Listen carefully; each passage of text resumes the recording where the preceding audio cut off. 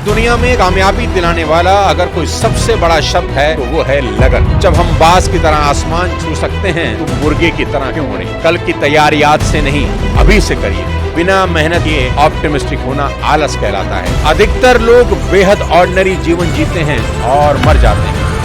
नमस्कार दोस्तों, मैं सोनू शर्मा। सफलता के सीक्रेट हम सिर्फ इंसानों से ही क्यों सीखें, पक्षियों और जानवरों से क्यों ना सीखें, जो हर दिन जिंदा रहने के लिए शिकार करने या शिकार होने से बचने के लिए जंगल में जूझते रहते हैं। जानवर कितने चतुर होते हैं, क्या हम यह समझने लायक चतुर हैं? और तो और जानवर इस धरती पर तब से हैं जब मानवता का कोई अस्तित्व भी नहीं था, और जब इस धरती से मानवता का अस्तित्व मिट जाएगा तब भी इस धरती पर शायद जानवर ही रहेंगे। आज के इस वीडियो में प्रकृति से पैदा हुए अनेकों पक्षियों और जानवरों में से 3 शानदार जीवों से सीखने की कोशिश करते हैं। सबसे पहले ऊंट। मैं हमेशा मजाक में कहता हूं कि ऊंटों और इंसानों के बीच सबसे बड़ा फर्क यह है कि ऊंट पूरे हफ्ते बिना पिए काम कर सकता है और इंसान पूरे हफ्ते बिना काम किए पी सकता है। हम सब ने यह सुना है कि ऊंट को रेगिस्तान का जहाज कहते हैं, पर क्या हमने कभी यह सोचने की कोशिश की कि क्यों आखिर ऊंट रेगिस्तान का जहाज है जबकि घोड़ा ऊंट से बहुत तेज दौड़ता है?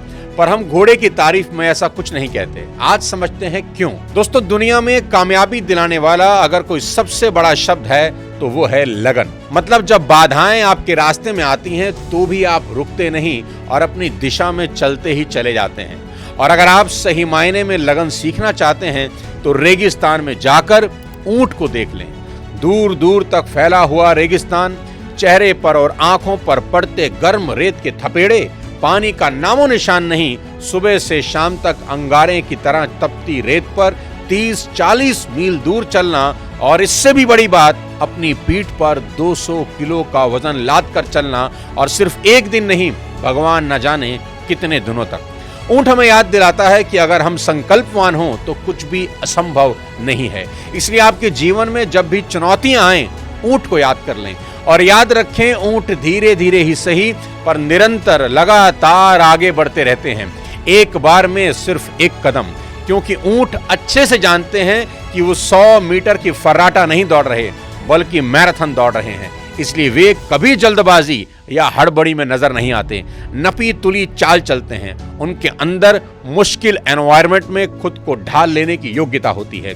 हमें भी ये याद रखना चाहिए कि जिंदगी 100 मीटर की दौड़ नहीं बल्कि मीलों लंबी मैराथन है। ऊंट हमें सिखाते हैं कि जीवन में कभी टेंशन नहीं लेना। अगर लोग आपसे आगे निकल जाएं तो भी नहीं, अभी काफी दौड़ बची है। और अगर आप ऊंट की तरह धीरे धीरे ही सही पर लगातार चलते रहें तो सबसे आगे निकल सकते हैं। साथियों, जीवन छोटा दिखता है लेकिन काफी लंबा होता है, इसलिए प्लानिंग हमेशा लॉन्ग टर्म के हिसाब से ही करें। हमेशा याद रखें, सिचुएशन कितनी ही कठोर क्यों ना हो, भगवान ने आपको उससे ज्यादा कठोर बनाया है।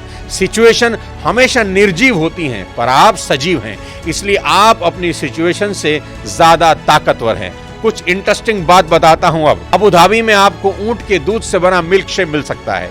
ऊंट के दूध में गाय के दूध से ज्यादा विटामिन सी और लोहा होता है। इसका इस्तेमाल कजाकिस्तान में टीबी के साथ कई बीमारियों के इलाज में भी किया जाता है।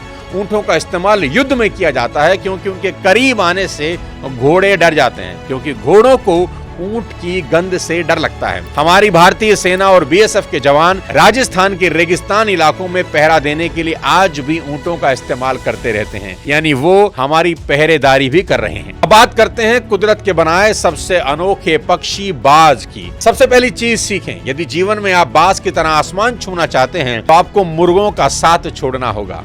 एक शानदार कहानी से समझते हैं। मुर्गी पालने वाले को एक रोज बाज का एक अंडा मिला और उसने इसे मुर्गियों के दड़बे में रख दिया। समय बीतने पर बाज का बच्चा भी मुर्गी के बच्चों के साथ पलने लगा और खुद को इन्हीं की तरह मुर्गा समझने लगा। मुर्गे केवल कुछ ही दूर तक उड़ पाते हैं, इसलिए उस बाज ने भी कुछ ही दूर तक उड़ना सीख लिया। एक दिन उस बाज ने आसमान में एक बड़े पक्षी को उड़ता हुआ देखा, बड़ा इंप्रेस हुआ। उसने आसपास की मुर्गियों से पूछा, वह कौन है? तो मुर्गियों ने जवाब दिया, वह बाज है, पक्षियों का राजा है, आसमान में रहता है, हम तो जमीन पर रहते हैं क्योंकि हम तो बस मुर्गे हैं। उनकी बात सुनकर वह बाज पूरी जिंदगी मुर्गे की तरह जिया और मुर्गे की तरह ही मर गया, क्योंकि जीवन भर वह खुद को मुर्गा ही समझता रहा। साथियों, ये कहानी बहुत ऑर्डिनरी है, लेकिन इसमें गहरी सीख है।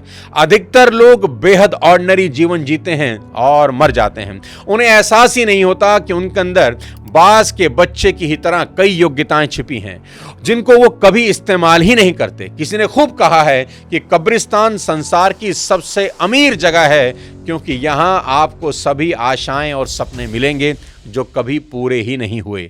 वो पुस्तकें मिलेंगी जो कभी लिखी ही नहीं गई। वो गीत मिलेंगे जो कभी गुनगुनाए ही नहीं गए। वो एक्सपेरिमेंट जो कभी किए ही नहीं गए। और ये सब इसलिए हुआ क्योंकि वो शख्स पहला कदम उठाने से पहले ही डर गया। दोस्तों, जब हम बाज की तरह आसमान छू सकते हैं तो मुर्गे की तरह क्यों उड़ें?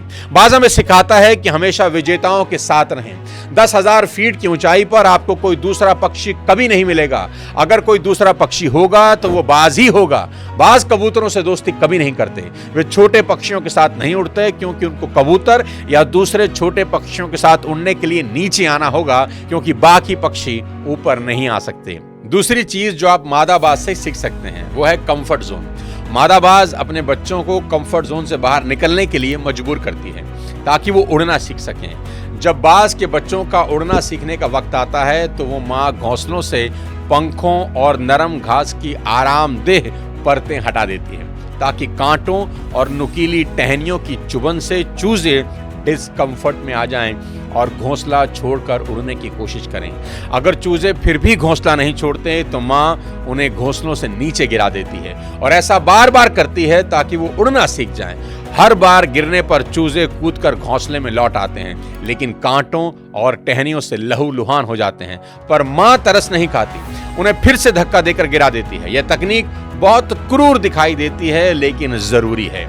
अगर माँ ऐसा ना करे तो बच्चे कभी उड़ना नहीं सीख पाएंगे और दूसरे जानवर उन्हें अपना शिकार बना लेंगे।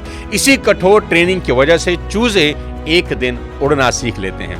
बाज सिखाता है कि अगर ऊंचा उड़ना है तो इंसान को भी अपने कंफर्ट जोन से बाहर आना ही होगा। और दिल दहला देने वाली चीज जो बाज हमको सिखा देता है वो ये कि बाज जब बूढ़ा हो जाता है तो उसके नाखून, उसकी चोंच कमजोर हो जाते हैं। उसके पंखों में इतनी ताकत नहीं होती कि वो उस ऊंचाई पर उड़ सकें जिस ऊंचाई का वो आदी था।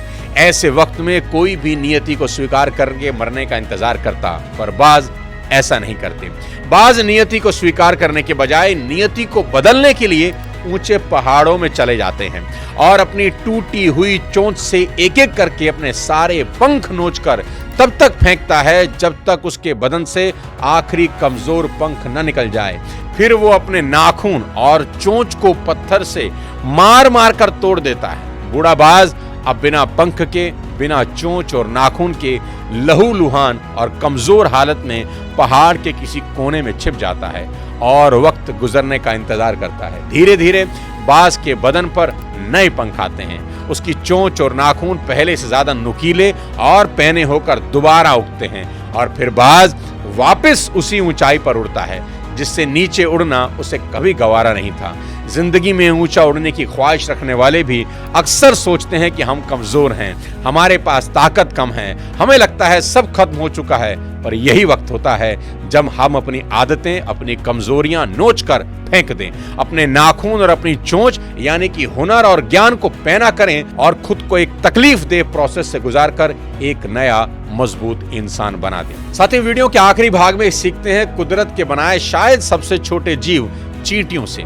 चींटियां कभी हार नहीं मानती। आप चींटियों को मसल सकते हैं क्योंकि भगवान ने उनको कमजोर शरीर दिया है, पर भगवान ने चींटियों को इतनी मजबूत विल पावर दी है कि आप उन्हें बिना मारे रोक ही नहीं सकते। ध्यान से अगर आप उनको देखें, वो एक लाइन में डिसिप्लिन के साथ अपने लक्ष्य की तरफ बढ़ती हैं। आपको कभी चींटियां दिखें तो आप उनके रास्ते के सामने उंगली रख दीजिए, वो आपकी उंगली को पार करके अपने गोल की तरफ बढ़ जाएंगी। आप उनके रास्ते में पेन, पेंसिल कुछ रख दीजिए तो वो उस पेन, पेंसिल को पार करके निकल जाएंगी। यहां तक कि अगर चींटियों के रास्ते में पहाड़ भी आ जाए तो वो पहाड़ को भी पार करके अपने लक्ष्य की ओर बढ़ जाती हैं। आज तक किसी ने ऐसी चींटियां नहीं देखी जो बिना अपना खाना लिए वापस अपने बिल में चली गई हों। दूसरी बड़ी बात जो हम इस छोटे से जीव से सीख सकते हैं वो ये कि भविष्य के बारे में सोचना। चींटियां गर्मी के मौसम में सर्दी के बारे में सोचने लगती हैं। खाना लाओ, वापस लाओ, यही एक सिद्धांत है। Take the food, bring back, take the food, bring back. वो पूरी गर्मियां काम करते करते गुजार देती हैं, क्योंकि उन्हें पता है कि वो सर्दियों में बाहर नहीं निकल सकती। चींटियां सर्दियां आने पर रोने में यकीन नहीं रखती, चींटियां सर्दियां आने पर ढोने में यकीन रखती हैं। अपने वजन का 20 गुना उठाने वाली ये चींटियां सर्दियों में भी खाली पेट नहीं रहती, क्योंकि उन्होंने पूरी गर्मी इस मौसम की तैयारी की है।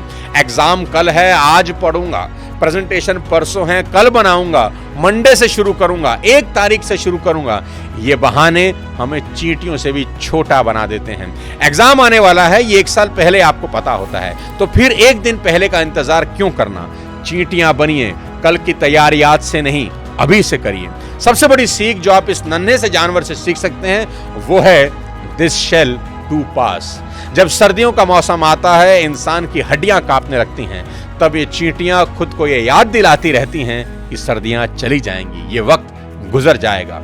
चींटियों से मिली इस सीख से ये सीखा जा सकता है कि लाइफ में ऑप्टिमिस्टिक होना कितना जरूरी है, लेकिन बिना मेहनत किए ऑप्टिमिस्टिक होना आलस कहलाता है। चींटियां जानती हैं कि सर्दी का मौसम कुछ दिनों का है, पर जब वो खाना इकट्ठा करती हैं तो 2-3 महीने का सोचकर कभी इकट्ठा नहीं करती। वो इतना खाना इकट्ठा करती हैं जितना कर सकती हैं। वो आने वाली मुसीबत की तैयारी मुसीबत की स्ट्रेंथ के हिसाब से नहीं करती, वो अपनी स्ट्रेंथ, अपनी लिमिट के हिसाब से तैयारियां करती है। यहां सीखने वाली बात यह है कि सामने क्या होने वाला है, अच्छा बुरा जो भी, आपको बस अपना संपूर्ण समर्पित कर देना है। आपकी कोशिश, आपकी मेहनत में कोई कसर नहीं होनी चाहिए। लक्ष्य छोटा हो बड़ा हो, हमेशा जाओ और अपने मैक्सिमम लिमिट को छूने की कोशिश करो। आज कई इंसानों की बुरी हालत इसलिए है क्योंकि हम जानवरों की तरफ कभी सीखने के इरादे से देखते ही नहीं, वरना प्रकृति की बनाई हर संरचना हमें कुछ ना कुछ सिखा सकती है। जिन जानवरों को हम छोटा और तुच्छ समझते हैं, उन्हीं के बारे में मिसाल देते हुए हमारे शास्त्रों ने हमें सलाह दी है कि कौवे की तरह चौकन्ना रहो, बगुले की तरह ध्यान लगाओ। एक कौवा कंकर कंकर जोड़कर पानी को उसकी तलहटी से खींचकर अपनी चोंच के बराबर ले आता है। एक बगुला मछली के शिकार के लिए टकटकी लगाए घंटों देखता रहता है, और एक कुत्ता जरा सी आहट होने पर उठ जाता है। ये गुण अगर इंसान अपने अंदर ले आए तो वो किसी भी फील्ड में कुछ भी करना चाहता हो, दुनिया की कोई ताकत उसे अपना लक्ष्य हासिल करने से नहीं रोक सकती। साथियों, उम्मीद करता हूं आज का ये वीडियो आपको पसंद आया होगा। अगर पसंद आया हो तो चैनल को सब्सक्राइब कर दें, वीडियो को लाइक कर दें और शेयर कर दें। अगले किसी और वीडियो के साथ फिर आपसे मुलाकात करूंगा। तब तक अपने स्वास्थ्य का ध्यान रखिए। Thank you so much. जय हिंद।